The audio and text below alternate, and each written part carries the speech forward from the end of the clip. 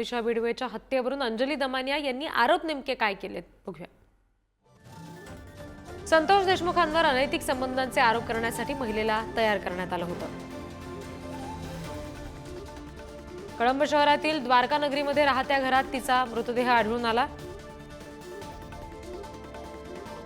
ज्या घरातून उग्र वास येत होता त्या घराला बाहेरून कुलूप लावलेलं होतं। संबंधित महिलेचा सडलेल्या अवस्थेत मृतदेह पोलिसांना आढळून आला।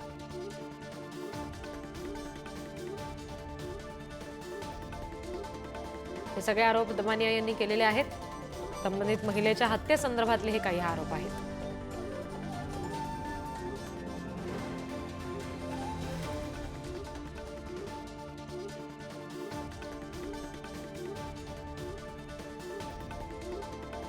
ज्या महिलेची कळंब शहरामध्ये हत्या झाली त्या संदर्भातले तपशील आपण बघतोय। ज्या ठिकाणी महिलेचा मृतदेह सडलेला सापडला तिथे त्या जागेवरच पोस्टमॉर्टम केलं गेलं।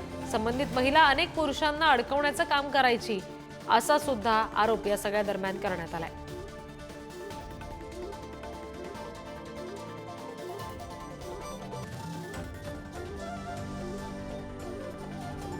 मनीषा अकुसकर, मनीषा बिडवे, मनीषा बियाणी, मनीषा राम उपाडे, मनीषा संजय गोंदवले ही काही नावं या सगळ्या आरोपांदरम्यान समोर आलेली आहेत। कारण ही महिला सातत्यानं काही पुरुषांना अडकवायचं काम करायची असं सुद्धा समजतंय। त्या दरम्यान बहुधा ही नावं वापरली गेलेली असू शकतात। दरम्यान या प्रकरणी पोलिसांनी सुद्धा अधिकृत माहिती दिली आहे। कळंबमध्ये मनीषा बिडवे नावाच्या महिलेची हत्या झाल्याची माहिती पोलिसांनी दिली।